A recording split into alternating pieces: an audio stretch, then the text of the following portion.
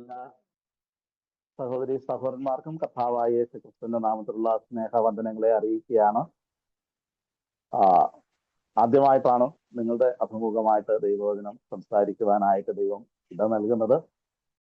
ദൈവവചനം പഠിക്കുവാനായിട്ട് അവിടെയുള്ള സഹോദരങ്ങൾ കാണിക്കുന്ന ഉത്സാഹം പ്രശംസനീയമാണ്. ബ്രിസ്റ്റോൾ ക്രിസ്ത്യൻ ബ്രദറൻ ചർച്ച് നടത്തുന്ന ഈ ഉദ്യമത്തെ ദൈവം പൂർവാധികം അനുഗ്രഹിക്കുമാറാകട്ടെ. ആമുഖമായിട്ട് പ്രിയ സഹോദരൻ ഓർപ്പിച്ചതുപോലെ നോയിങ് ദി ഷെപ്പേർഡ്, ഇടയനെ അറിയുക എന്നുള്ള ഒരു വിഷയമാണ് ഇന്ന് നിങ്ങളുടെ മുമ്പാകെ ഷെയർ ചെയ്യുവാനായിട്ട് ഞാൻ ആഗ്രഹിക്കുന്നത്. ഈ വിഷയം വളരെ നാളുകൾക്ക് മുമ്പ് എൻ്റെ മനസ്സിലുണ്ടായിരുന്നതാണ്. എന്നാൽ ആദ്യമായിട്ടാണ് ഒരു ക്ലാസ്സിന് വേണ്ടിയിട്ട് ഞാൻ പ്രിപ്പയർ ചെയ്യുന്നത്. കർത്താവ് അനുവദിക്കുന്ന പക്ഷം 3 ദിവസങ്ങളിൽ ഈ വിഷയത്തിന്റെ തുടർമാനമായിട്ടുള്ള ചില കാര്യങ്ങൾ ചിന്തിക്കാമെന്ന് കരുതും. ഇടയനെ അറിയുക ആധാരമായിട്ട് നമുക്കൊരു വേദഭാഗത്തിലേക്ക് നമ്മുടെ ശ്രദ്ധയെ തിരിക്കാം. യോഹന്നാന്റെ സുവിശേഷം 10-ാം അധ്യായം അതിന്റെ 14-ാമത്തെ വാക്യം പ്രാരംഭമായിട്ട് വായിക്കുന്നു. John chapter 10 verse 14. I am the good shepherd and know my sheep and my sheep know me. ഞാൻ നല്ല ഇടയനാകുന്നു, ഞാൻ എനിക്കുള്ളവയെ അറിയുകയും എനിക്കുള്ളവ എന്നെ അറിയുകയും ചെയ്യുന്നു. വളരെ പരിചിതമായിട്ടുള്ള ഒരു വേദഭാഗമാണ് ഇത്. പ്രത്യേകിച്ച് യോഹന്നാന്റെ സുവിശേഷം 10-ാം അധ്യായം വളരെ ഗഹനമായിട്ട് നാം പഠന വിധേയമാക്കുന്ന വിഷയമാണ്. ഇടയനെ അറിയുക. വേദപുസ്തകത്തില് ഇടയനും ആടുകളും എന്നുള്ള ബന്ധത്തിൽ അനേക ഉപമാനങ്ങൾ പറഞ്ഞിട്ടുണ്ട്, അനേക പരാമർശങ്ങൾ പറഞ്ഞിട്ടുണ്ട്. എന്തുകൊണ്ടാണ് ഇടയനും ആടുകളും? ഒരുപക്ഷെ കേരളത്തിന്റെ പശ്ചാത്തലത്തിൽ ജീവിച്ച് വളർന്ന നമുക്ക് ഇത് പരിചിതമല്ല. എന്തുകൊണ്ടെന്നാൽ ഇവിടെ നമ്മൾ ആടുകളെ വീട്ടിൽ കൂട്ടിനകത്ത് വളർത്തുന്ന ഒരു സ്വഭാവമാണ്. എന്നാൽ ഇസ്രായേലിയ പശ്ചാത്തലവും അതുപോലെ മറ്റ് പല സ്ഥലങ്ങളിലും ആടുകളും ഇടയനും എന്നുള്ളത് വളരെ ആത്മബന്ധത്തോടെ ജീവിക്കുന്ന ഒരു സമൂഹമായിട്ട് നമുക്ക് കാണുവാനായിട്ട് സാധിക്കും. എനിക്ക് അത്തരത്തിലുള്ളൊരു കാഴ്ച എനിക്ക് ആദ്യമായിട്ട് കാണുവാൻ സാധിച്ചത് തമിഴ്നാട്ടിലെ തേനിയില് ഒരു പ്രാവശ്യം വിസിറ്റ് ചെയ്തപ്പോൾ ഇടയനും ആടുകളും എങ്ങനെയാണ് അവർ സഹകരിക്കുന്നത്, അവർ നടക്കുന്നത്, അവരുടെ രീതികൾ എങ്ങനെയാണെന്ന് നേരിട്ട് കാണുവാനായിട്ട് അതാണ് എൻ്റെ ഒരു ഫസ്റ്റ് എക്സ്പീരിയൻസ് എന്ന് പറയുന്നത്. ഇടയനും ആടുകളും തമ്മിൽ വളരെ ഹൃദ്യമായിട്ടുള്ള ബന്ധമുണ്ട്. എന്തുകൊണ്ടെന്നാൽ ഇടയനെ ശ്രദ്ധിച്ച് ഇടയനെ അനുഗമിക്കുകയും ഇടയൻ വഴി നടത്തുകയും ചെയ്യുന്ന ആടുകൾ അത് ഓരോ ദേശാന്തരങ്ങളിലായിട്ട് നടന്ന് മേച്ചിൽ കണ്ടെത്തി അവിടെ മേയുകയും അതുപോലെ അതിനുള്ള ആഹാരവും സുരക്ഷിതത്വവും ഒക്കെ ലഭ്യമാകുകയും ചെയ്യുന്നുണ്ട്. എന്നാൽ ക്രിസ്തീയ പശ്ചാത്തലത്തിൽ വിശ്വാസികൾ എന്നുള്ള നിലയിൽ നാം ഈ വിഷയത്തെ സമീപിക്കുമ്പോൾ ആരാണ് നമ്മുടെ ഇടയൻ എന്ന് അറിയേണ്ടത് നമുക്ക് ആവശ്യമാണ്. നാം പത്രോസിന്റെ 1-ാം ലേഖനം അതിന്റെ 2-ാം അധ്യായം 25-ാമത്തെ വാക്യത്തിൽ ഫസ്റ്റ് പീറ്റർ ചാപ്റ്റർ 2 വേഴ്സ് 25, നിങ്ങൾ തെറ്റിയുഴലുന്ന ആടുകളെ പോലെ ആയിരുന്നു, ഇപ്പോഴോ നിങ്ങളുടെ ആത്മാക്കളുടെ ഇടയനും അധ്യക്ഷനുമായവരിലേക്ക് മടങ്ങി വന്നിരിക്കുന്നു. ഇവിടെ നമ്മുടെ വാഴ്ത്തപ്പെട്ട കർത്താവിനെ കുറിച്ച് പറഞ്ഞിരിക്കുന്ന ഒരു പ്രയോഗം എന്ന് പറയുന്നത് അവൻ ആത്മാക്കളുടെ ഇടയനാണ്. But now you have return to the shepherd and overseer of your souls. ആത്മാക്കളുടെ ഇടയൻ, യേശു കർത്താവിനെ ആത്മാക്കളുടെ ഇടയൻ എന്ന് പരിചയപ്പെടുത്തിയിരിക്കുകയാണ്. നാം ഒക്കെ നിങ്ങൾ തെറ്റിയുഴലുന്ന ആടുകളെ പോലെയാണ്. വിശ്വാസികൾ എന്നുള്ള നിലയിൽ നാം തെറ്റി ഉഴലുന്നവരായിരുന്നു. എന്നാൽ ഇന്ന് നാം ഒരു ഇടയന്റെ അടുക്കിലേക്ക് വന്നിരിക്കുന്നു. ആരാണ് ആ ഇടയൻ? നമ്മുടെ കർത്താവായ യേശു ക്രിസ്തുവാണ്. ആ ഇടയനെ അറിഞ്ഞ് ആ ഇടയന്റെ ശബ്ദം കേട്ട് ആ ഇടയനെ അനുഗമിക്കുന്നവരാണ് വിശ്വാസികളായ നാം ഓരോരുത്തരും. കർത്താവ് അനുവദിക്കുന്ന പക്ഷം ഇന്ന് ഇടയനെ അറിയുക എന്നുള്ള വിഷയം നാം ചിന്തിക്കും. അടുത്ത ആഴ്ച കർത്താവ് അനുവദിക്കുന്നെങ്കിൽ ഇടയന്റെ ശബ്ദം കേൾക്കുക എന്നുള്ള വിഷയം നമുക്ക് ചിന്തിക്കാം. 3-ാമതായിട്ട് അവസാനമായിട്ട് ഇടയനെ അനുഗമിക്കുക എന്നുള്ള വിഷയമാണ് ഈ വിഷയത്തോടുള്ള ബന്ധത്തിൽ നിങ്ങളുടെ ശ്രദ്ധയിലേക്ക് ഞാൻ കൊണ്ടുവരുവാനായിട്ട് ആഗ്രഹിക്കുന്നത്. ഇസ്രായേലിന്റെ പശ്ചാത്തലത്തിൽ അവർ തലമുറയായിട്ട് പിതാക്കന്മാരെല്ലാം ഇടയന്മാരായിരുന്നു. നമുക്ക് പുറപ്പാട് പുസ്തകത്തിലേക്ക് കടന്നു വരുമ്പോൾ, ഉൽപ്പത്തി പുസ്തകത്തിലേക്ക് കടന്നു വരുമ്പോൾ യാക്കോബ് മിസ്രയീമിലേക്ക് കടന്നു വന്ന് ആ കുടുംബത്തെ പരിചയപ്പെടുത്തുന്ന ഒരു രംഗമുണ്ട്. ഫറവോന് യാക്കോബിനെയും മക്കളെയും അവരെ കുറിച്ച് പരിചയപ്പെടുത്തുന്ന ഒരു രംഗത്തില് അവരെ കുറിച്ച് പറയുന്നത് അവർ ഇടയന്മാർ ആകുന്നു, കന്നുകാലികളെ മേയ്ക്കുന്നവർ അതാകുന്നു അവരുടെ തൊഴിൽ. ഞങ്ങളും ഞങ്ങളുടെ പിതാക്കന്മാരും ഗോപാലകന്മാരാകും. അതുകൊണ്ട് അതിന് സൗകര്യപ്രദമായിട്ടുള്ള ഗോശൻ ദേശം, പുൽപ്രദേശങ്ങളുള്ള ദേശം ഞങ്ങൾക്ക് പാർക്കുവാനായിട്ട് അനുവദിക്കണമെന്ന് ഫറവോനോട് അറിയിക്കുന്നതായിട്ട് നമുക്ക് കാണുവാൻ സാധിക്കും. അപ്പൊ പിതാക്കന്മാർ അല്ലെങ്കിൽ ഇസ്രായേലിന്റെ സമൂഹം തൊഴിൽപരമായിട്ട് ഇടയന്മാരായിരുന്നു. വേദപുസ്തകത്തിൽ അനേക ഇടയന്മാരെ കുറിച്ച് നമുക്കറിയാം. ദാവീദ് എന്നുള്ള ഇടയൻ, അവന്റെ ഇടയ ശുശ്രൂഷയെ കുറിച്ചൊക്കെ നമുക്ക് സവിസ്തരം പഴയ നിയമത്തിൽ കാണുവാൻ സാധിക്കും. മാത്രമല്ല, ഒരുപക്ഷെ എല്ലാ വിശ്വാസികളും ഒരുപോലെ ആസ്വദിക്കുന്ന ഒരു സങ്കീർത്തനമുണ്ട്. ആ സങ്കീർത്തനം 23-ാം സങ്കീർത്തനമാണ്. യഹോവ എന്റെ ഇടയനാകുന്നു, the Lord is my shepherd. അവിടെ എന്റെ ഇടയൻ എന്ന്, ഇടയനെ നോക്കിക്കൊണ്ട് ഇടയന്റെ പരിപാലനത്തെ കുറിച്ചൊക്കെ കണ്ടുകൊണ്ട് എന്റെ ഇടയൻ, ഇടയനെ കുറിച്ച് പറയുമ്പോൾ ഇതിന്റെ ഒരു മറുവശമാണ് യോഹന്നാന്റെ സുവിശേഷം 10-ാം അധ്യായത്തിൽ നമ്മൾ കാണുന്നത്. യോഹന്നാന്റെ സുവിശേഷം 10-ാമത്തെ അധ്യായത്തില് എന്റെ ഇടയൻ എന്നല്ല പറയുന്നത്, മൈ ഷീപ്പ്, എന്റെ ആടുകൾ അല്ലെങ്കിൽ ഇടയന്റെ ആടുകൾ. അപ്പൊ ഇടയൻ ആടുകളോട് സംവദിക്കുന്ന ഒരു പ്രത്യേക ഭാഗമാണ് ഈ അധ്യായത്തിൽ നമുക്ക് കാണുവാനായിട്ട് സാധിക്കുന്നത്. ഈ യോഹന്നാന്റെ സുവിശേഷം 10-ാം അധ്യായത്തിന്റെ പശ്ചാത്തലം നാം ഒന്ന് ചിന്തിക്കുന്നത് ഉചിതമായിരിക്കും എന്ന് കരുതുകയാണ്. കാരണം ഇതിന്റെ കോണ്ടെക്സ്റ്റ് 9-ാം അധ്യായവുമായിട്ട് ബന്ധപ്പെട്ട് കിടക്കുകയാണ്. 9-ാം അധ്യായത്തിൽ പിറവിയിലെ കുരുടനായ ഒരു വ്യക്തിയെ യേശു കർത്താവ് ശബത്തിൽ സൗഖ്യമാക്കുകയാണ്. നിലത്ത് ചേറുണ്ടാക്കി അവന്റെ കണ്ണിൽ പൂശിയിട്ട് നീ ശിലോഹാം കുളത്തിൽ പോയി നിന്റെ കണ്ണുകളെ കഴുകുക എന്ന് പറഞ്ഞു. അങ്ങനെ അവൻ സൗഖ്യമായി തീർന്നു. അങ്ങനെ സൗഖ്യമായി തീർന്നപ്പോൾ ആ സമൂഹത്തിലെ മതപ്രമാണികൾ അല്ലെങ്കിൽ യഹൂദ പ്രമാണികൾ, പുരോഹിതന്മാരും അല്ലെങ്കിൽ ശാസ്ത്രിമാരും പരീശന്മാരും ഒക്കെ അവനെ ചോദ്യം ചെയ്യുകയും അവനെ തർജ്ജനം ചെയ്യുകയും അവനെ പുറത്താക്കുകയും ഒക്കെ ചെയ്യുന്നുണ്ട്.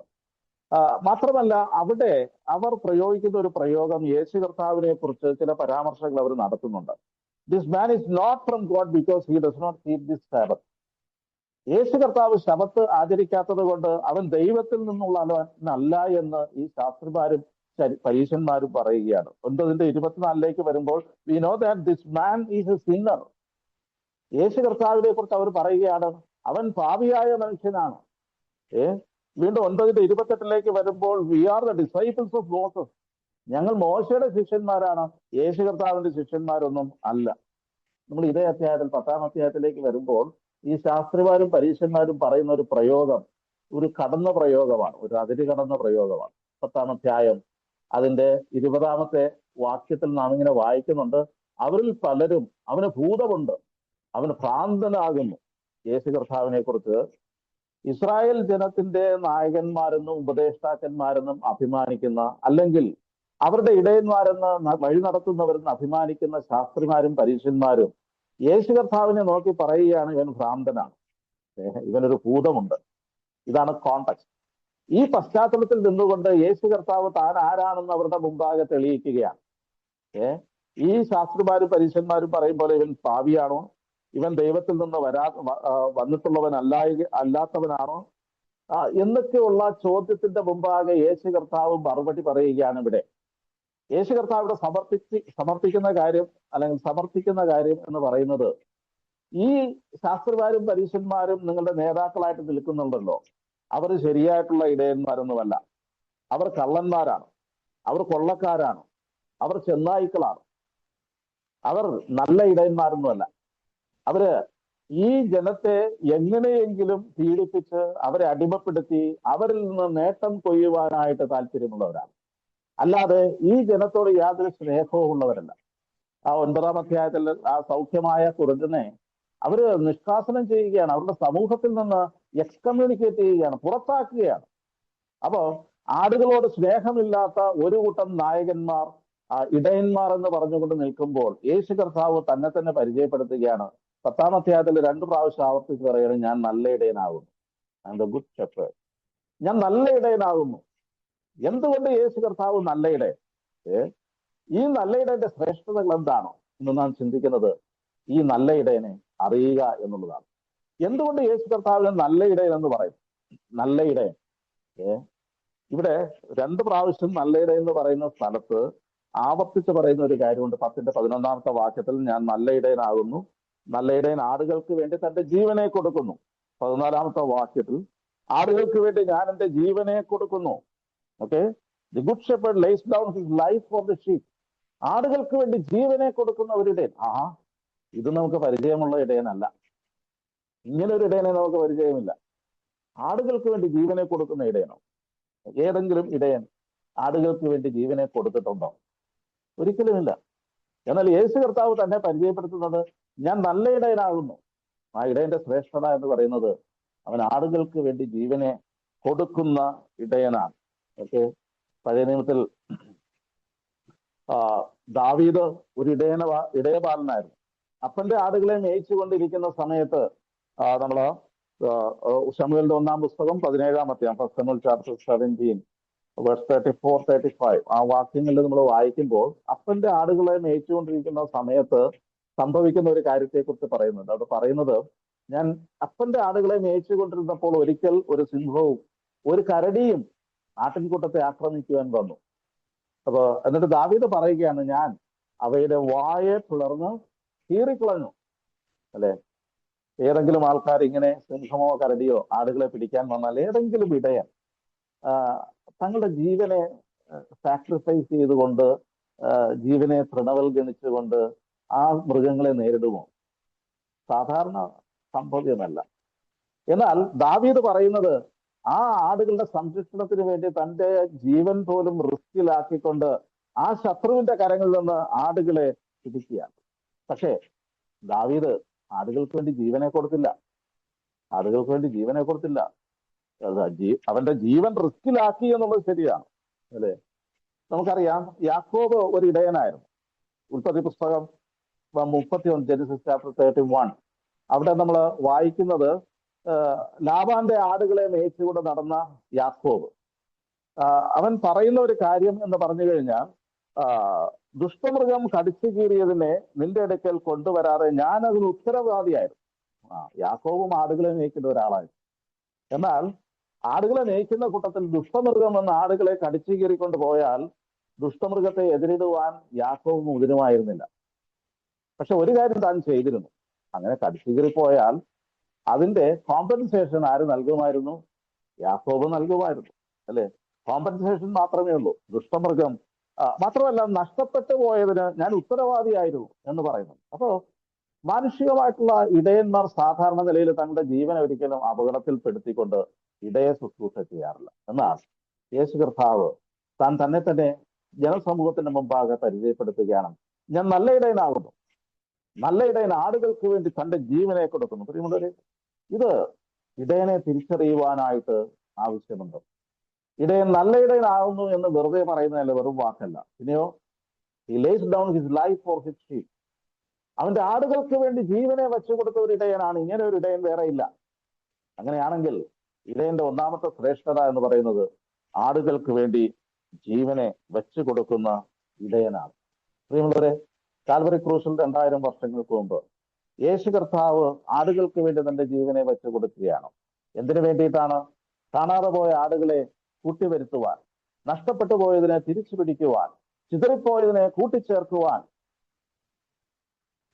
ഗതിയില്ലാതെ അല്ലെങ്കിൽ ലക്ഷ്യമില്ലാതെ അലഞ്ഞു നടന്ന ആടുകളെ ആലയിലേക്ക് കൂട്ടിച്ചേർക്കുവാനായിട്ട് തന്റെ ജീവനെ മറുവിലെ ആയിട്ട് തന്നവരുടെ ഈ ഇടയൻ എത്രയോ ശ്രേഷ്ഠനാണ്. പ്രിയമുള്ളവരെ, അപ്പോസ്തല പ്രവൃത്തികളുടെ പുസ്തകം 20-ാം അധ്യായം 28-ാം വാക്യത്തിൽ ആക്ട്സ് ചാപ്റ്റർ 20 verse 28 അവിടെ ഇടയൻ തന്നെ കുറിച്ച് പറയുന്ന ഒരു കാര്യമുണ്ട്. അല്ലെങ്കിൽ യേശു കർത്താവ് എന്താണ് ആടുകൾക്ക് വേണ്ടി ചെയ്തത്? അവിടെ പൗലോസ് അപ്പോസ്തലന്റെ എഫെസോസിലെ മൂപ്പന്മാരെ വിളിച്ച് അവരോട് പറയുന്ന ഒരു കാര്യമാണ്, താൻ സ്വന്തം രക്തത്താൽ സമ്പാദിച്ച ദൈവസഭയെ, ആട്ടിൻകൂട്ടത്തെ മുഴുവനും സൂക്ഷിച്ചുകൊള്ളേ. യേശു കർത്താവ് ഈ ആട്ടിൻകൂട്ടത്തെ സമ്പാദിച്ചത് വെറുതെ അല്ല, പിന്നെയോ ഒരു വലിയ വില കൊടുത്തിട്ടാണ്. എന്ത് വില കൊടുത്തിട്ടാണ് യേശു കർത്താവ് ഈ ആട്ടിൻകൂട്ടത്തെ സമ്പാദിച്ചത്? അത് സ്വന്തം രക്തത്താലാണ്. അപ്പൊ അങ്ങനെ സമ്പാദിച്ച ഒരു കൂട്ടം ആട്ടിൻകൂട്ടമാണ് ദൈവമക്കൾ എന്നുള്ള നിലയിൽ നാം ആയിരിക്കുന്നത്. അപ്പോ ഇടയന്റെ ഒന്നാമത്തെ ശ്രേഷ്ഠത, ഇടയനെ നാം തിരിച്ചറിയുമ്പോൾ ഒന്നാമത് നമുക്ക് വേണ്ടി ജീവൻ മറുവിലയായിട്ട് നൽകി, നമ്മെ വിലയ്ക്ക് വാങ്ങി സ്വന്തം രക്തത്താൽ സമ്പാദിച്ച് തന്റേതാക്കിയ ഒരു ഇടയനാണ് നമുക്കുള്ളത്. പ്രിയമുള്ളവരെ, ജീവനില്ലാതിരുന്ന നമുക്ക് ജീവൻ നൽകുവാൻ വേണ്ടി തന്റെ സ്വന്തം ജീവനെ കാൽവരി ക്രൂശിൽ മറുവിലയായിട്ട് നൽകിക്കൊണ്ട് നമുക്ക് വേണ്ടി ജീവനെ നൽകി, സ്വന്തം രക്തം നൽകി നമ്മെ വീണ്ടെടുത്ത ഒരു ഇടയനാണ് നമ്മുടെ ഇടയൻ എന്നുള്ളത് നാം തിരിച്ചറിയുക. ഈ ചിന്ത നമ്മെ ഭരിക്കുന്നുവെങ്കിൽ ഈ ഇടയനെ കൂടുതൽ അറിയുവാനും ഇടയനെ അനുസരിക്കുവാനും അനുഗമിക്കുവാനും നാം പ്രതിജ്ഞാബദ്ധം ആകും എന്നുള്ളതിന് യാതൊരു സംശയവും ഇല്ല. രണ്ടാമത്തെ പ്രത്യേകത എന്ന് പറയുന്നത്, ഞാൻ നല്ല ഇടയനാകുന്നു. മാത്രമല്ല, ഈ ഇടയൻ വാതിലിലൂടെ കടന്നു വരുന്നവനാണ്. 10-ാം അധ്യായത്തിന്റെ 1-2 വാക്യങ്ങൾ നാം ഇങ്ങനെ വായിക്കുന്നു. John chapter 10 verse 1 and 2. ആമേൻ ആമേൻ, ഞാൻ നിങ്ങളോട് പറയുന്നു, ആട്ടിൻ തൊഴുത്തിൽ വാതിലൂടെ കടക്കാതെ വേറെ വഴിയായി കയറുന്നവൻ കള്ളനും കവർച്ചക്കാരനുമാകുന്നു. വാതിലൂടെ കടക്കുന്നവനോ ആടുകളുടെ ഇടയനാകുന്നു. അവൻ വാതിലൂടെ കടക്കുന്നവനാണ്. He's having a legitimate entrance. He's enters by the door. വാതിലൂടെ കടക്കുന്നവനാണ്, വേലി ചാടി വരുന്നവനല്ല. അത് കള്ളന്മാരും കവർച്ചക്കാരുമാണ് വേലി ചാടി വരുന്നത്. പ്രിയമുള്ളവരെ, യേശു കർത്താവ് വാതിലൂടെ വന്നവനാണ്. അവൻ he was appointed by God.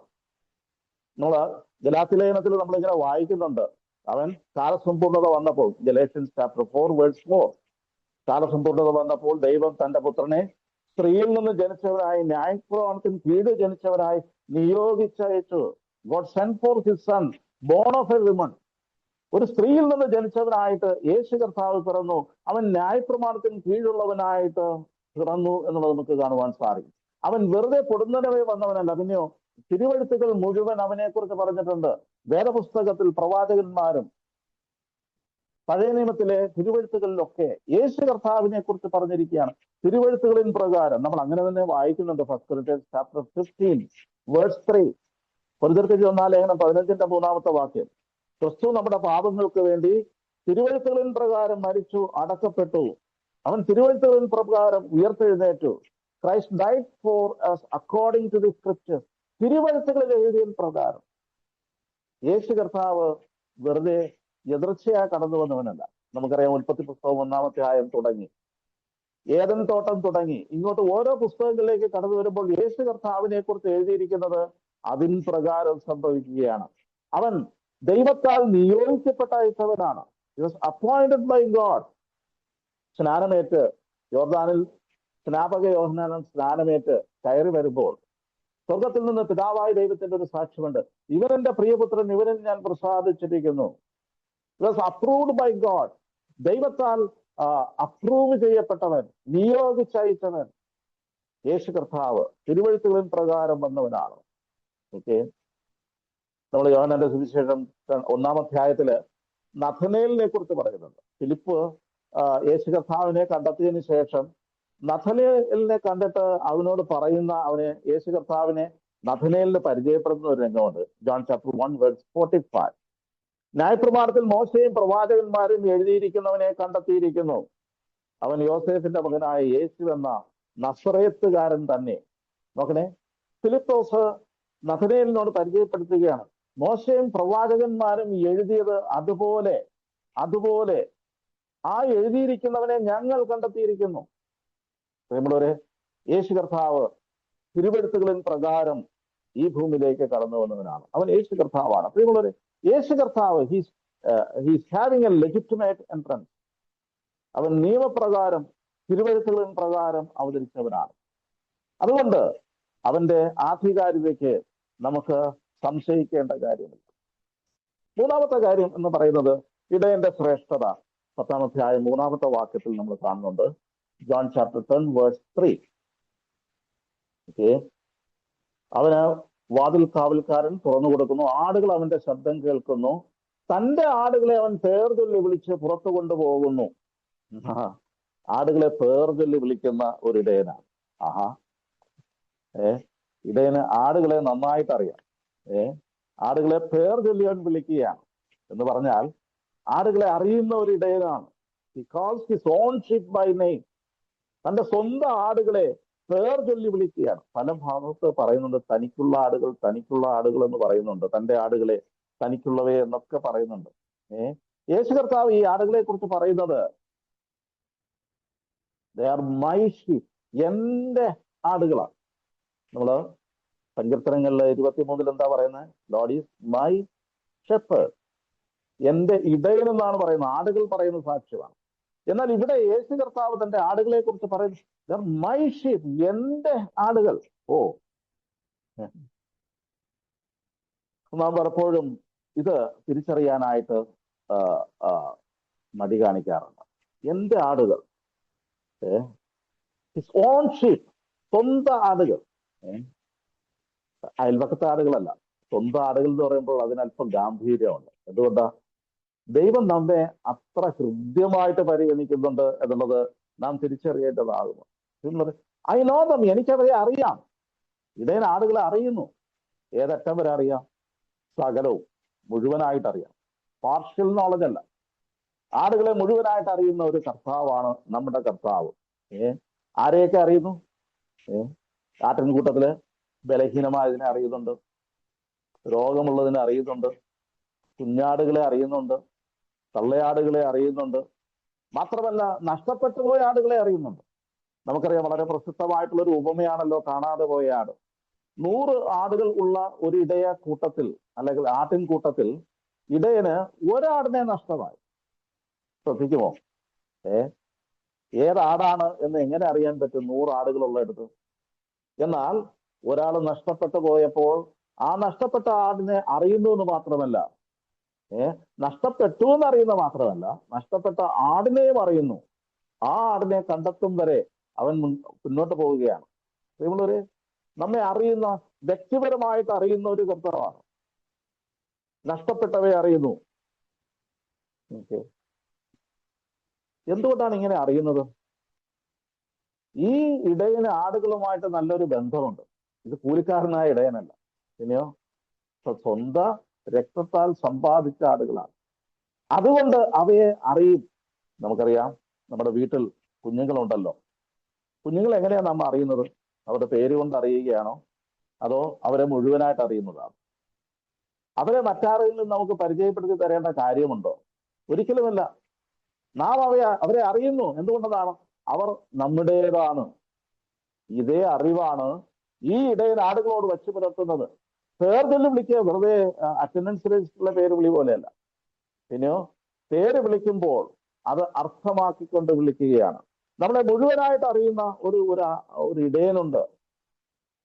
Okay, അങ്ങനെ ഇങ്ങനെ പെട്ടെന്ന് എൻ്റെ ചിന്ത പോകുന്നത് ദാവീദിന്റെ ജീവിതത്തിലേക്കാണ്.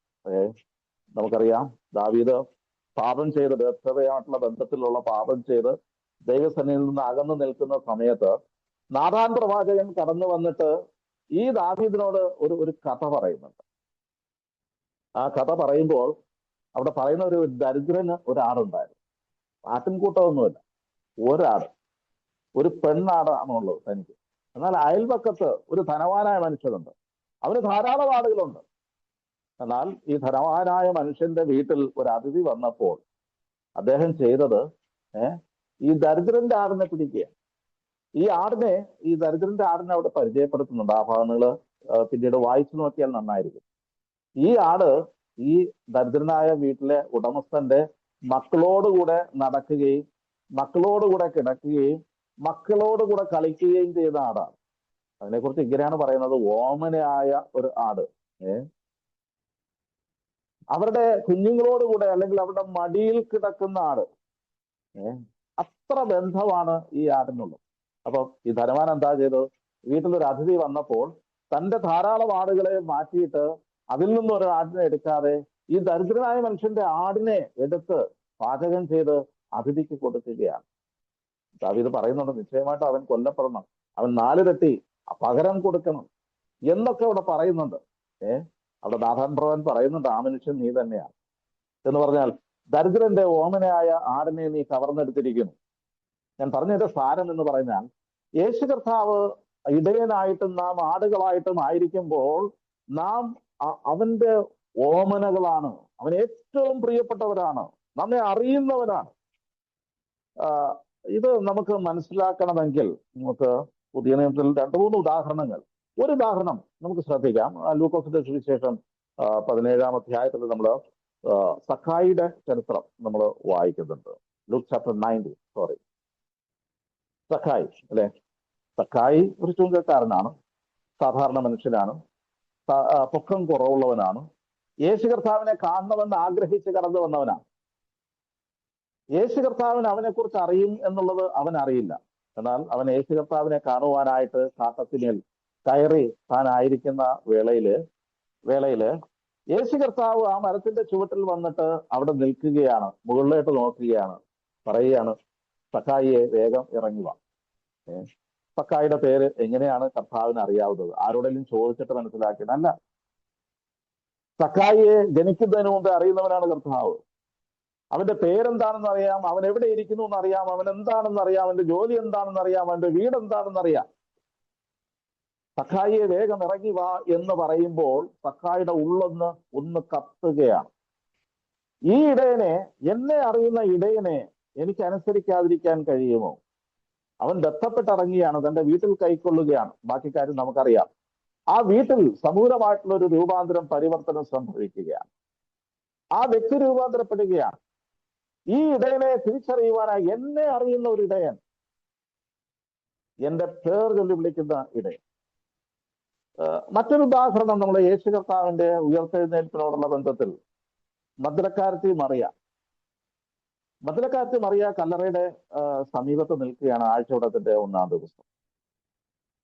കല്ല് നീങ്ങിയിരിക്കുന്നു, യേശു കർത്താവിന്റെ ശരീരം കാണുന്നില്ല. അവൾ ആകപ്പാടെ ബന്ധപ്പെട്ട് അല്ലെങ്കിൽ വിഷമിച്ച് നിൽക്കുന്ന വേളയിൽ 2 ദൂതന്മാർ, സ്ത്രീയെ നീ ആരെ തിരയുന്നു എന്ന് ചോദിക്കുകയാണ്. അപ്പൊ എന്റെ കർത്താവിനെ കാണുന്നില്ല. തിരിഞ്ഞു നോക്കിയപ്പോൾ യേശു കർത്താവ് നിൽപ്പുണ്ട്. പക്ഷെ യേശു കർത്താവാണെന്ന് തനിക്ക് മനസ്സിലാകുന്നില്ല, തോട്ടക്കാരനാണെന്ന് വിചാരിച്ചു. യേശു കർത്താവും ചോദിക്കുന്നുണ്ട്, സ്ത്രീയെ നീ ആരെ തിരയുന്നു? ഒരേ ചോദ്യമാണ് 2 പ്രാവശ്യം ചോദിക്കുകയാണ്. ദൂതന്മാരും ചോദിക്കുന്നുണ്ട്, യേശു കർത്താവും ചോദിക്കുന്നുണ്ട്. അവിടെ പറയാണ്, കർത്താവിനെ കാണുന്നില്ല, അവനെ എവിടെ വച്ചു എന്ന് പറഞ്ഞാൽ ഞാൻ എടുത്തുകൊണ്ട് പോകാമെന്നൊക്കെ പറയുന്നുണ്ട്. എന്നാൽ അതിനുശേഷം യേശു കർത്താവ് അവളെ വിളിക്കുന്നുണ്ട്, മറിയയെ, മറിയയെ. പ്രിയമുള്ളവരെ, ആ മദ്ദലക്കാരത്തെയും മറിയയുടെ ആ യേശു കർത്താവിനെ കുറിച്ചുള്ള അറിവിന്റെ ആഴം അവിടെ വർദ്ധിക്കുകയാണ്. യേശു അവരോട് മറിയേ എന്ന് പറഞ്ഞു. യേശു കർത്താവ് മറിയ തിരിച്ചു പറയാണ്, റബ്ബൂനി, റബ്ബൂനി. പ്രിയമുള്ളവരെ, നമ്മെ അറിയുന്ന ഒരു ഇടയനുണ്ട്. പ്രിയമുള്ളവരെ, നമ്മെ മുഴുവനായിട്ട് അറിയുന്ന ഒരു ഇടയനുണ്ട്. This is not a formal relationship, ഒരു ഔപചാരികതയുടെ ബന്ധമല്ല. ഇനിയോ ഏറ്റവും ആഴത്തിലുള്ള ഹൃദ്യമായിട്ടുള്ള ഒരു ബന്ധത്തിന്റെ അടിസ്ഥാനത്തിലാണ് ഈ ഇടയൻ നമ്മെ അറിയുന്നത് എന്നുള്ളത് നാം തിരിച്ചറിയുക. God nose U personally. വ്യക്തിപരമായിട്ട് നമ്മെ അറിയുന്നത്. സങ്കീർത്തനങ്ങൾ നമ്മൾ വായിക്കുന്നുണ്ട്, നാം ഇരിക്കുന്നതും കിടക്കുന്നതും എഴുന്നേൽക്കുന്നതും ഒക്കെ അവൻ അറിയുന്നുണ്ട്, അല്ലേ? അവന്റെ കണ്ണിന് മറവായിട്ടൊന്നും ഇരിക്കില്ല. നമ്മെ മുഴുവനായിട്ട് അറിയുന്ന കർത്താവ്. അതുകൊണ്ട് നാം ദൈവത്തിന്റെ മുമ്പാകെ പോളിഷ്ഡ് ആകാനായിട്ട് ശ്രമിക്കേണ്ടതില്ല. പലപ്പോഴും നമ്മൾ മറ്റുള്ളവരുടെ മുമ്പാകെ പോളിഷ്ഡ് ആകാൻ ശ്രമിക്കാറ്. കർത്താവിനെ നമ്മെ അകവും കുറവുമായിട്ട് അറിയാമെങ്കിൽ, മുഴുവനായിട്ട് അറിയാമെങ്കിൽ, പിന്നെ എന്ത് നാട്യമാണ് ദൈവത്തിന്റെ മുമ്പാകെ, കർത്താവിന്റെ മുമ്പാകെ നാം കാണിക്കേണ്ടത്. സാധാരണ നമ്മൾ ആൾട്ടർ കോളിൽ പാടുന്ന ഒരു പാട്ട്, ജസ്റ്റ് ആസ് ഐ ആം, ഞാൻ എങ്ങനെ ആയിരിക്കുന്നോ അതുപോലെ ഇതാ നിന്റെ അടുക്കിലേക്ക് വരുന്നു. ദൈവം ഇഷ്ടപ്പെടുന്നത് അത് തന്നെയാണ്. അതിന്റെ മുമ്പാകെ ഒരു ഫോർമാലിറ്റിയും അതിനകത്ത് ആവശ്യമായിരിക്കുന്നില്ല. എന്തുകൊണ്ടെന്നാൽ ഇടയൻ നമ്മെ അറിയുന്ന ഇടയനാണ്. 4-മതായിട്ട് ഈ ഇടയൻ നമ്മെ വഴി നടത്തുന്ന ഇടയനാണ്. നമ്മള് ജോൺ ചാപ്റ്റർ 10 വേഴ്സ് 4, 4-ാമത്തെ വാക്യം, തനിക്കുള്ളവയൊക്കെയും പുറത്തു കൊണ്ടുപോയ ശേഷം അവൻ അവയ്ക്ക് മുമ്പായി നടക്കുന്നു. ആടുകൾ അവന്റെ ശബ്ദം അറിഞ്ഞ് അവനെ അനുഗമിക്കുന്നു. അവൻ അവയ്ക്ക് മുമ്പായി നടക്കുന്നു. 10-9 വേഴ്സ് 9, ഞാൻ വാതിലാകുന്നു, എന്നിലൂടെ കടക്കുന്നവൻ രക്ഷപ്പെടും. അവൻ അകത്ത് വരികയും പുറത്തു പോവുകയും മേച്ചിൽ കണ്ടെത്തുകയും ചെയ്യും. അവൻ വഴി നടത്തുന്നവനാണ്, അല്ലെ? 10-16 10 വേഴ്സ് 16, ഈ തൊഴുത്തിൽ ഉൾപ്പെടാത്ത വേറെ ആടുകൾ എനിക്കുണ്ട്, അവയെയും ഞാൻ നടത്തേണ്ടതാകും. നമ്മെ വഴി നടത്തുന്ന ഇടയൻ, the shepherd who guides us, നമ്മെ വഴി നടത്തുന്ന ഇടയൻ. എന്താ ആടുകളുടെ ഒരു പ്രശ്നം എന്ന് അറിയാമോ? ആടുകൾക്ക് വഴി കണ്ടെത്താനായിട്ട് സാധ്യമല്ല. സ്വയമേവ വഴി കണ്ടെത്തുന്ന ഒരു മൃഗമല്ല ആട് എന്ന് പറയുന്നത്. വഴി തെറ്റിയാൽ ആ വഴി തിരിച്ച് കണ്ടെത്തി വരുവാനായിട്ട് ആടിന് സാധിക്കില്ല. അതുകൊണ്ടാണ് നാം എല്ലാം ആടുകളെ പോലെ തെറ്റിപ്പോയിരിക്കുന്നു, നിങ്ങൾ ആടുകളെ പോലെ തെറ്റിപ്പോയിരിക്കുന്നു. തെറ്റിയാൽ പിന്നെ തിരിച്ചു വരികയില്ല ആട്. ആടിന് സ്വതവേ തിരിച്ചു വരുവാനുള്ള കഴിവില്ല. ആടുകളെ നയിക്കേണ്ടതുണ്ട്, വഴി കാണിച്ചു കൊടുക്കേണ്ടതുണ്ട്, ശരിയായ പാതയിൽ വഴി നടത്തേണ്ടതുണ്ട്. അതുകൊണ്ടാണ് സങ്കീർത്തനങ്ങളിൽ പറയുന്നത്, അവൻ എന്നെ വഴി നടത്തുന്നു. എങ്ങോട്ടാണ്? പച്ചയായ മേച്ചിൽപ്പുറങ്ങളിലേക്ക്, സ്വസ്ഥതയുള്ള വെള്ളത്തിനരികത്തിലേക്ക്, പ്രാണന് തണുപ്പ് ലഭിക്കുന്നിടത്തിലേക്ക്, കൂരിൽ താഴ്വരയിൽ കൂടെ ആയാലും അവിടെയും വഴി നടത്തുന്ന ഇടയിൽ. നിങ്ങളൊരു നമ്മെ വഴി നടത്തുന്ന ഇടയിൽ നമ്മുടെ ജീവിത യാത്രകളിലേക്ക് ഒന്ന് തിരിഞ്ഞു നോക്കുക. നാം വഴി കണ്ടെത്തി നടന്നവരല്ല. അവൻ വഴി നടത്താതെ നമുക്ക് നടക്കുവാനാകില്ല. വഴി ഏതെന്നറിയാതെ നമുക്ക് മുന്നോട്ട് പോകാനാകില്ല. നാം വെറും ആടുകളെ പോലെ ഉള്ളവരാണ്. അവന്റെ കൈക്കലെ ആടുകളാണ് നാം ഓരോരുത്തരും. അവൻ നടത്തിയില്ല എങ്കിൽ നമുക്ക് നടക്കുവാനാകില്ല. അവൻ നയിച്ചില്ല എങ്കിൽ നമുക്ക് മുന്നോട്ട് പോകുവാനാകില്ല. അതുകൊണ്ട് നമ്മുടെ ജീവിതയാത്രയില് നാം എന്തെങ്കിലും ഭൗതിക നന്മകൾ നേടിയിട്ടുണ്ടെങ്കിൽ, എന്തെങ്കിലും നേട്ടങ്ങൾ നാം കൈവരിച്ചിട്ടുണ്ടെങ്കിൽ, അത് നമ്മുടെ നേട്ടമായിട്ട് നമുക്ക് പരിഗണിക്കേണ്ടതില്ല. അതെല്ലാം കർത്താവ് നമ്മെ വഴി നടത്തിയതാണ്, നമുക്ക് നൽകിയതാണ്, നമുക്ക് ആ നിലയിൽ മുന്നോട്ട് പോകാനുള്ള വഴികൾ തുറന്നതാണ്. ഈവൻ നമ്മുടെ ഭൗതിക കാര്യങ്ങൾ മാത്രമല്ല, ആത്മീക കാര്യങ്ങളിലും നമുക്ക് അതേ പറയാനുള്ളൂ. ദൈവങ്ങളെ, നാം ദൈവത്തെ കണ്ടെത്തിയതാണോ? കണ്ടെത്തിയതല്ല. പിന്നെയോ അവനാണ് നമ്മെ കണ്ടെത്തിയത്. നമ്മൾ യോഹന്നാന്റെ ലേഖനത്തിൽ വായിക്കുന്നുണ്ടല്ലോ, അവൻ ആദ്യം നമ്മെ സ്നേഹിച്ചു എന്നാണ് പറയുന്നത്. നാം അവനെ സ്നേഹിച്ചതല്ല, അവനാണ് നമ്മെ സ്നേഹിച്ചത്. അവനാണ് നമ്മെ തേടി വന്നത്. നാം ഇടയനെ തേടി പോയവരല്ല. എന്നാൽ ഇടയൻ ആടുകളെ തേടി വരികയാണ്. ലൂക്കോസിന്റെ സുവിശേഷം 19:10 നമ്മൾ വായിക്കുന്നുണ്ട്, കാണാതെ പോയതിനെ തിരഞ്ഞു രക്ഷിപ്പാനല്ലോ മനുഷ്യപുത്രൻ വന്നത്. വഴി നടത്തുന്ന ഇടയൻ, വൺ ഹു ലീഡ്സ് യു, നമ്മെ വഴി നടത്തുന്ന ഒരു ഇടയൻ. നമ്മളൊരു എത്ര ശ്രേഷ്ഠനായ ഒരു ഇടയനാണ് നമുക്കുള്ളത്. നാം 4 കാര്യങ്ങൾ ചിന്തിച്ചു. 1, അവൻ ജീവനെ നൽകുന്ന ഇടയനാണ്. 2, അവൻ വാതിലൂടെ കടക്കുന്ന ഇടയനാണ്. 3, ആടുകളെ പേർ ചൊല്ലി വിളിക്കുന്ന ഇടയനാണ്. മാത്രമല്ല, അവൻ ആടുകളെ വഴി നടത്തുന്ന ഇടയനാണ്. 5, അവൻ ആടുകൾക്ക് സംരക്ഷണം നൽകുന്ന ഇടയനാണ്. ഇവിടെ നോക്കിക്കോളൂ, കൂലിക്കാരായ ഇടയരുടെ ചില പ്രത്യേകതകൾ ഇവിടെ പറഞ്ഞിട്ടുണ്ട്. John chapter 10:12. ഓക്കെ, ഇടയനും ആടുകളെ ഉടമസ്ഥനുമല്ലാത്ത കൂലിക്കാരൻ ചെന്നായി വരുന്നത് കണ്ട് ആടുകളെ വിട്ട് ഓടിക്കളയും. ചെന്നായി അവയെ പിടിക്കുകയും ചിഹ്നിച്ചു കളയുകയും ചെയ്യും. അവൻ കൂലിക്കാരനും ആടുകളെ കുറിച്ച് വിചാരമില്ലാത്തവനുമല്ല.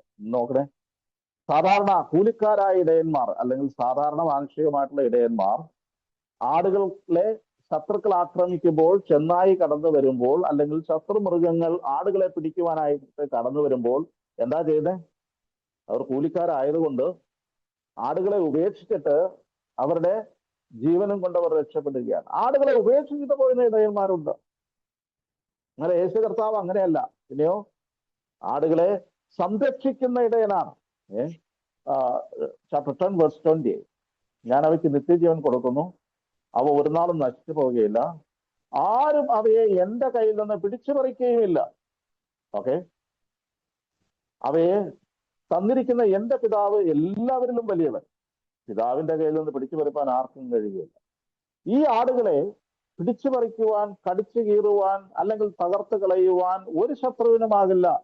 എന്തുകൊണ്ടെന്നാൽ ആ ഇടയൻ ആടുകൾക്ക് ആവശ്യമായ സംരക്ഷണം നൽകുന്നവനാണ്. സുരക്ഷിതത്വം ഉറപ്പാക്കുന്ന ഒരു ഇടയനാണ്. ഓക്കെ, ശത്രുക്കളുടെ മുമ്പാകെ വിട്ടുകളയുന്ന ഇടയനല്ല. നമ്മള് 23-ാം സങ്കീർത്തനത്തിന് വളരെ മനോഹരമായിട്ടുള്ള ഒരു സ്റ്റേറ്റ്മെന്റ് ഉണ്ട്. ആ സ്റ്റേറ്റ്മെന്റ് എന്ന് പറയുന്നത്, അതിന്റെ ശത്രുക്കളുടെ മുമ്പിൽ അവൻ എനിക്ക് മേശ ഒരുക്കുന്നു എന്നാണ്. അതെന്താ അതിന്റെ ആശയം? ഈ നല്ല ഇടയൻ ആടുകളെ വഴി നടത്തുമ്പോൾ ആടുകൾ മേയിഞ്ഞുകൊണ്ടിരിക്കുകയാണ്, അല്ലെങ്കിൽ അവർ ഭക്ഷണം കഴിച്ചുകൊണ്ടിരിക്കുകയാണ്. ശത്രുക്കൾ ചുറ്റുമുണ്ട്, ദുഷ്ടമൃഗങ്ങൾ ചുറ്റുമുണ്ട്. എന്നാൽ ഈ ദുഷ്ടമൃഗങ്ങൾ നോക്കി നിൽക്കെ ഈ ആടുകൾ സുരക്ഷിതത്വത്തോടുകൂടെ ഭക്ഷണം കഴിക്കുന്നു.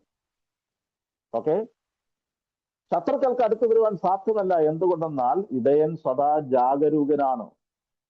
He ensures security for the sheep. ആടുകൾക്ക് ആവശ്യമായ സംരക്ഷണം ഉറപ്പുവരുത്തുന്ന ഒരു ഇടയനാണ് നമ്മുടെ കർത്താവ്. ശത്രുക്കൾക്ക് കണ്ണുരുട്ടി കാണിക്കാനോ അല്ലെങ്കിൽ വാവിളർന്ന് പേടിപ്പിക്കുവാനോ മാത്രമേ സാധിക്കുകയുള്ളൂ. ഈ ഇടയന്റെ കയ്യിൽ നിന്ന് പിടിച്ചു പറിക്കുവാൻ ആർക്കും കഴിയുകയില്ല. അല്ല, ഒന്ന് അടുത്തു നോക്ക്. ഇടയന്റെ കയ്യിലെ വടിയുടെ ചൂടവൻ അറിയും.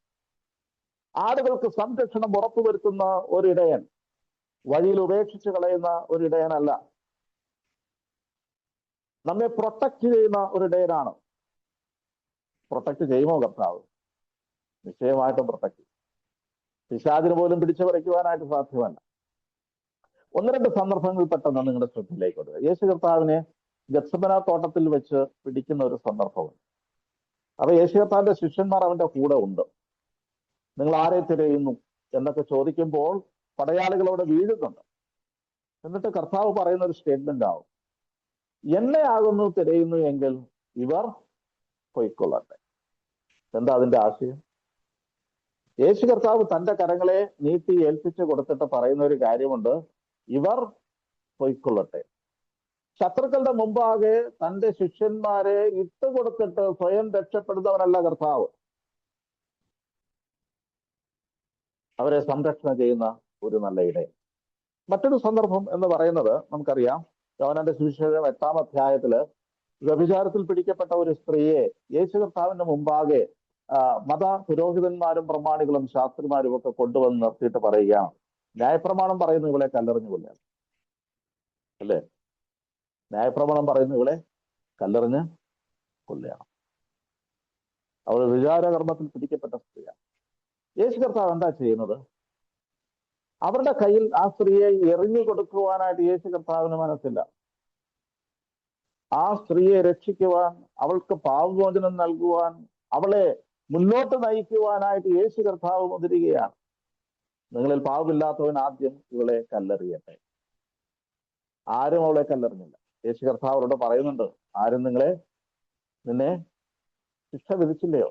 ഇല്ല കർത്താവേ, ആരും ശിക്ഷ വിധിച്ചില്ല. ഞാനും നിനക്ക് ശിക്ഷ വിധിക്കുന്നില്ല. പോക, ഇനി പാപം ചെയ്യരുത്. ആ സ്ത്രീയെ പ്രൊട്ടക്ട് ചെയ്യുകയാണ്. നമുക്കറിയാം, ബഥാനിയയിലെ മറിയ, ലാസർ മരിച്ചു. യോഹന്നാന്റെ സുവിശേഷം 12-ാം അധ്യായത്തില് ആ വീട്ടിലൊരു വിരുന്നൊരുക്കുകയാണ്. വിരുന്നൊരുക്കുന്ന സമയത്ത് മാർത്ത ശുശ്രൂഷ ചെയ്യുന്നു. ലാസർ പന്തിയിലിരിക്കുന്നു. മറിയ വിലയേറിയ കൊച്ചജടമാംസി തൈലം എടുത്തിട്ട് യേശു കർത്താവിന്റെ കാൽക്കൽ പൂശുകയാണ്.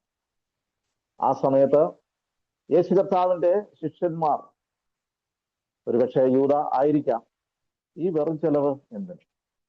ഇത് 300 വെള്ളിക്കാശിന് വിറ്റ് ദരിദ്രന്മാർക്ക് കൊടുക്കാമായിരുന്നുവല്ലോ. ഇങ്ങനെ ഈ മറിയ ചെയ്ത പ്രവൃത്തിയെ നിരസിക്കുകയും അവളെ കുറ്റപ്പെടുത്തുകയും ചെയ്ത ആ ഒരു സമൂഹത്തിന്റെ മധ്യത്തിൽ യേശു കർത്താവ് ഈ മറിയെ പ്രൊട്ടക്ട് ചെയ്യുന്നത് നമുക്ക് കാണുവാൻ സാധിക്കും. ഇവിടെ അസഖ്യപ്പെടുത്തുന്നത് എന്ത്? ഇവിടെ വിടുക, സ്ത്രീയെ അസഖ്യപ്പെടുത്തരുത്. അവളെങ്കിൽ നല്ല പ്രവൃത്തിയല്ലോ ചെയ്യുന്നത്. നോക്കണേ, കുറ്റപ്പെടുത്തുമ്പോൾ, കുറ്റം ആരോപിക്കുമ്പോൾ, വെറുതെ കുറ്റം ആരോപിക്കുമ്പോൾ അവരുടെ മുമ്പാകെ വിട്ടുകൊടുക്കാൻ മനസ്സില്ലാത്ത ഒരു കർത്താവ്. ഞാൻ പറഞ്ഞതിന്റെ സാരം എന്ന് പറയുന്നത്, ശത്രുക്കളുടെ കയ്യിൽ വിട്ടുകൊടുക്കുന്നവനല്ല അവൻ. അവൻ നമ്മെ അനാഥരായിട്ട്, ഞാൻ നിങ്ങളെ അനാഥരായിട്ട് വിടുകയില്ല എന്ന് പറയുന്നത്. I will not leave you comfortless. ആശ്വാസമില്ലാത്തവരായിട്ട് നിങ്ങളെ ഉപേക്ഷിച്ച് കളയുവാൻ എനിക്ക് മനസ്സിലായി. എന്തൊരു നല്ല ഇടയനാണ് ഈ നല്ല ഇടയൻ. ഈ കർത്താവിനെ, ഇടയനെ അറിയുക എന്നുള്ളത് നമ്മുടെ ജീവിതത്തിലെ ഏറ്റവും മഹത്തരമായിട്ടുള്ള ഒരു കാര്യമാണ്. സ്വന്തം പുത്രനെ ആദരിയാതെ നമുക്ക് എല്ലാവർക്കും വേണ്ടി ഏൽപ്പിച്ചു തന്ന ഒരു കർത്താവ്, അവരോടുകൂടെ സകലവും നൽകാതിരിക്കുന്നു. നമ്മൾ റോമാലേഖനം 8-ാം അധ്യായം വായിച്ചു നോക്കിക്കഴിഞ്ഞാൽ, ദൈവം നമുക്ക് അനുകൂലമെങ്കിൽ പ്രതികൂലം ആർ, അല്ലെ? ക്രിസ്തുവിന്റെ സ്നേഹത്തിൽ നിന്ന് നമ്മെ വേർപിരിക്കുന്നത് ആർ?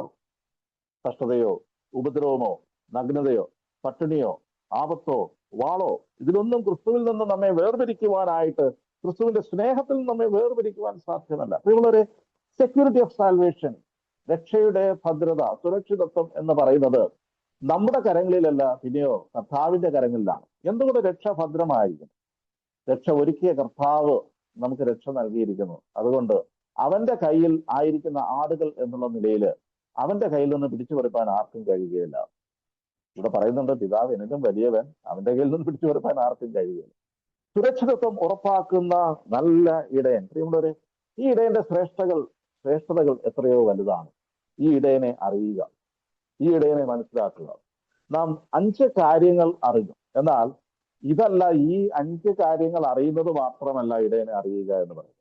നോയിങ് ദി ഷെപ്പേർഡ് എന്ന് പറയുന്നത് to have a personal relationship with the shepherd. ഈ ഇടയനുമായിട്ട് വ്യക്തിപരമായിട്ടുള്ള ഒരു ബന്ധത്തിലേക്ക് കടന്നു വരിക എന്നുള്ളതാണ് ഇടയനെ അറിയുന്നതിന്റെ ആവശ്യകത. എങ്ങനെയാണ് വ്യക്തിപരമായിട്ടുള്ള ബന്ധത്തിലേക്ക് കടന്നു വരുന്നത്? 10-ാം അധ്യായത്തിലേക്ക് വരുമ്പോൾ അതിന്റെ 7-ാം വാക്യം വേർഡ്സ് ആണ്. അവിടെ പറയുന്നുണ്ട്, യേശു പിന്നെ അവരോട് പറഞ്ഞത്, ആമേൻ ആമേൻ ഞാൻ നിങ്ങളോട് പറയുന്നു, ആടുകളുടെ വാതിൽ ഞാനാകുന്നു ആടുകളുടെ വാതിൽ. ഒന്നാമതായിട്ട് ഈ കർത്താവുമായിട്ട്, ഇടയനുമായിട്ട് വ്യക്തിപരമായിട്ടുള്ള ബന്ധത്തിലേക്ക് യഹോവ എന്റെ ഇടയൻ, കർത്താവ് എന്റെ ഇടയൻ എന്ന് പറയുവാനായിട്ട് ഒരു പേഴ്സണൽ റിലേഷൻഷിപ്പിലേക്ക് വന്നേ മതിയാകും. അതല്ലാതെ ഇടയനെ കുറിച്ചുള്ള ബൗദ്ധികമായിട്ടുള്ള ഒരറിവും നമ്മെ ഇടയന്റെ അറിവിലേക്ക് നയിക്കുന്നില്ല. ഈ ഇടയനെ വ്യക്തിപരമായിട്ടുള്ള ഒരു ബന്ധത്തിലേക്ക്, ഒരു ബന്ധത്തിന്റെ അടിസ്ഥാനത്തിൽ മാത്രമേ ഇടയനെ അറിയുവാൻ സാധിക്കുകയുള്ളൂ. മറ്റ് അറിവുകളൊന്നും ഈ ഒരു ബന്ധത്തിലേക്ക് നമ്മെ കൂട്ടിക്കൊണ്ടുവരികയില്ല. എങ്ങനെയാണ് ഇടയനെ അറിയുക? ഒന്ന്, ആടുകളുടെ വാതിൽ ഞാനാകുന്നു, എന്നിലൂടെ കടക്കുന്നവൻ രക്ഷപ്പെടും. ക്രിസ്തുവേശു ആകുന്ന വാതിലിലൂടെ പ്രവേശിക്കാത്തിടത്തോളം ഇടയനെ അറിയുവാൻ സാധ്യമല്ല. എന്നിലൂടെ കടക്കുന്നവൻ മാത്രം രക്ഷപ്പെടും. പ്രിയമുള്ളവരെ, രക്ഷയ്ക്കായിട്ട് മറ്റൊരു മാർഗവുമില്ല. ജീവരക്ഷയ്ക്കായിട്ട് അല്ലെങ്കിൽ ആത്മാവിന്റെ രക്ഷയ്ക്കായിട്ട് മറ്റൊരു മാർഗവുമില്ല. യേശു ക്രിസ്തു മാത്രമേ ഉള്ളൂ. നമ്മൾ ഇങ്ങനെ വായിക്കുന്നുണ്ടല്ലോ, അപ്പോസ്തല പ്രവൃത്തികൾ നമ്മൾ വായിക്കുന്നുണ്ട്, മറ്റൊരുത്തരിലും രക്ഷയില്ല, നാം രക്ഷിക്കപ്പെടുവാൻ ആകാശത്തിന് കീഴിൽ മനുഷ്യരുടെ ഇടയിൽ നൽകപ്പെട്ട വേറെ ഒരു നാമവുമില്ല. ഈ ആട്ടിൻകൂട്ടത്തിലെ ആടുകളായിട്ട് തീരുവാനായിട്ട് വാതിലിലൂടെ പ്രവേശിച്ചേ മതിയാകൂ, ക്രിസ്തുവിലൂടെ പ്രവേശിച്ചേ മതിയാകൂ. യോഹന്നാന്റെ സുവിശേഷം 14-ാം അധ്യായത്തിൽ നമ്മൾ വായിക്കുന്നുണ്ട്, ഞാൻ തന്നെ വഴിയും സത്യവും ജീവനുമാകുന്നു. ഞാനാകുന്ന വഴി, മറ്റൊരു മാർഗമില്ല, മറ്റൊരു വഴിയില്ല. ഞാൻ തന്നെ വഴി, ഞാൻ തന്നെ സത്യം, ഞാൻ തന്നെ ജീവൻ. ക്രിസ്തു എന്ന രക്ഷാമാർഗം നാം സ്വീകരിച്ചേ മതിയാവൂ. ക്രിസ്തു എന്ന വാതിലിലൂടെ നാം കടന്നേ മതിയാവും. എബ്രായലേഖനം 10-ാം അധ്യായത്തിൽ നമ്മൾ വായിക്കുന്നുണ്ട്, എങ്ങനെയാണ് ഈ വാതിൽ ഒരുക്കിയത്, എങ്ങനെയാണ് ഈ വഴി ഒരുക്കിയത്. ക്രിസ്തു തന്റെ ദേഹം എന്ന തിരശ്ശീല നമുക്ക് വേണ്ടി കീറിക്കൊണ്ട് നമുക്ക് പ്രതിഷ്ഠിച്ച ജീവനുള്ള പുതുവഴി. പ്രിയമുള്ളവരെ, യേശു കർത്താവിന്റെ ദേഹം കീറിക്കൊണ്ട്, അവന്റെ ദേഹം തകർത്തുകൊണ്ട് നമുക്ക് വേണ്ടി ഒരു പുതുവഴിയായി തീർന്നിരിക്കുന്നു. ആ വഴിയിലൂടെ പ്രവേശിക്കുന്നവർക്ക് മാത്രമേ രക്ഷപ്പെടുവാനായിട്ട് സാധ്യതയുള്ളൂ.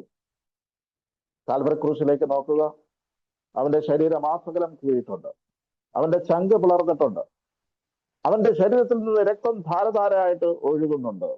അവൻ തകർക്കപ്പെട്ടവനായിട്ട് തീർന്നിരിക്കുകയാണ്. യശയ്യാപ്രവചനത്തിൽ നമ്മൾ വായിക്കുന്നുണ്ട്, അവന്റെ അടിപ്പിണരുകളാൽ നമുക്ക് സൗഖ്യം വന്നിരിക്കുന്നു. അവന്റെ അടിപ്പിണരുകളാൽ തീർത്ത ഒരു വഴിയിലൂടെ നാം ക്രിസ്തുവിനെ അറിയുന്നില്ല എങ്കിൽ, ക്രിസ്തുവിലേക്ക് പ്രവേശിച്ചില്ല എങ്കിൽ ഈ ഇടയനെ അറിയുവാൻ സാധ്യമല്ല. ഇടയനെ അറിയുവാൻ വേണ്ടി ആട്ടിൻകൂട്ടത്തിന്റെ പുറത്ത് നിന്നുകൊണ്ട് ആ ഇടയനെ നോക്കി പഠിച്ചിട്ട കാര്യമല്ല. നിങ്ങൾ ഇടയന്റെ അടുക്കിലേക്ക് വന്നേ മതിയാവൂ, ഇടയനിലൂടെ പ്രവേശിച്ചേ മതിയാവൂ. ഒന്നാമതായിട്ട് ക്രിസ്തുവിലൂടെ, ക്രിസ്തുവിന്റെ ക്രൂശുമരണത്തിൽ ആശ്രയിച്ച് അവനിലൂടെ രക്ഷപ്പെടുവാൻ, അവന്റെ ആടുകളായിട്ട് തീരുവാൻ ആവശ്യമുണ്ട്. രണ്ടാമതായിട്ട് ഇവിടെ നമ്മൾ വായിക്കുന്നുണ്ട് 25 ജോൺ ചാപ്റ്റർ 10 വേഴ്സ് 25. അവിടെ നമ്മൾ വായിക്കുന്നുണ്ട്, ഇവിടെ ഈ യഹൂദന്മാർ, ശാസ്ത്രിമാരും പരീശന്മാരും ഒക്കെ, നീ ക്രിസ്തുവെങ്കിൽ സ്പഷ്ടമായി പറയുക എന്ന് അവനോട് പറഞ്ഞു. യേശു അവനോട് ഉത്തരം പറഞ്ഞത്, ഞാൻ നിങ്ങളോട് പറഞ്ഞിട്ടുണ്ട്, എങ്കിലും നിങ്ങൾ വിശ്വസിക്കുന്നില്ല. അതുകൊണ്ട് എന്താ, എന്റെ ആടുകൾ, ഓക്കെ, നിങ്ങളോ എന്റെ ആടുകളുടെ കൂട്ടത്തിലുള്ളവരല്ലായകയാൽ വിശ്വസിക്കുന്നില്ല. ആടുകളുടെ കൂട്ടത്തിൽ ഉള്ളവർ അല്ലായകയാൽ വിശ്വസിക്കുന്നില്ല. അപ്പൊ വിശ്വസിക്കുന്നവർ മാത്രമേ ആടുകളുടെ കൂട്ടത്തിൽ എണ്ണപ്പെടുകയുള്ളൂ. എന്തുകൊണ്ടാ ഇവർക്ക് ആടുകളുടെ കൂട്ടത്തിൽ വരുവാനായിട്ട് സാധിക്കാത്തത്? അവർ വിശ്വസിച്ചില്ല. അപ്പൊ എങ്ങനെയാണ് ഈ ക്രിസ്തുവുമായിട്ടുള്ള ബന്ധത്തിലേക്ക് വരുന്നത്? വിശ്വാസത്താൽ മാത്രമാണ്. പ്രിയമുള്ളവരെ, നമ്മൾ വായിക്കുന്നുണ്ട്, അവനെ കൈക്കൊണ്ട് അവന്റെ നാമത്തിൽ വിശ്വസിക്കുന്ന ഏവർക്കും ക്രിസ്തുവിലുള്ള വിശ്വാസത്താൽ മാത്രമേ ഈ ഇടയനുമായിട്ട് ബന്ധപ്പെടാൻ സാധ്യതയുള്ളൂ. യോഹന്നാന്റെ സുവിശേഷം 3:16, ജോൺ 3:3 നമുക്കറിയാം, തന്റെ ഏകജാതനായ പുത്രനിൽ വിശ്വസിക്കുന്ന ഏവനും നശിച്ചു പോകാതെ നിത്യജീവൻ പ്രാപിക്കേണ്ടതിന് ദൈവം അവനെ നൽകുവാൻ തക്കവണ്ണം ലോകത്തെ സ്നേഹിച്ചു.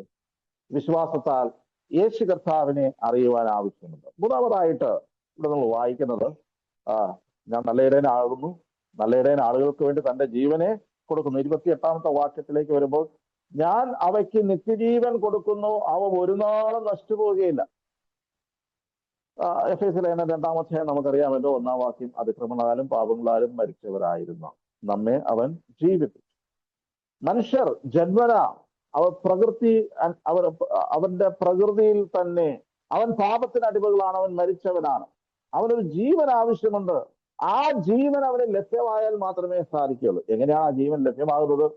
അത് യേശു കർത്താവിന്റെ അടുക്കൽ നിന്ന് ലഭ്യമായാലേ ഉള്ളൂ. ഞാൻ അവയ്ക്ക് ജീവൻ കൊടുക്കുന്നു, അവ ഒരു നാളും നശിച്ചു പോവുകയില്ല. ജീവൻ പ്രാപിക്കേണ്ടതുണ്ട്. നിക്കോദിമോസിനോട് യേശു കർത്താവ് സംഭാഷിക്കുന്ന വേളയില് ഒരു ജീവനെ കുറിച്ച് അവിടെ പറയുന്നുണ്ട്, ഒരു ജനനത്തെ കുറിച്ച്. വീണ്ടും ജനനം, you must be born again. ആമേൻ ആമേൻ, ഞാൻ നിന്നോട് പറയുന്നു, പുതുതായി ജനിച്ചില്ല എങ്കിൽ ദൈവരാജ്യം കാണാൻ ആർക്കും കഴിയുകയില്ല. ഒരു ജനനത്തിലൂടെ അല്ലെങ്കിൽ ഒരു ജീവനിലൂടെ, ഒരു ജീവൻ പ്രാപിക്കുന്നതിലൂടെയാണ് ഈ ഇടയന്റെ ആടുകളായിട്ട് തീരുവാനായിട്ട് സാധിക്കുന്നത്. ദൈവം നമ്മെ സഹായിക്കട്ടെ.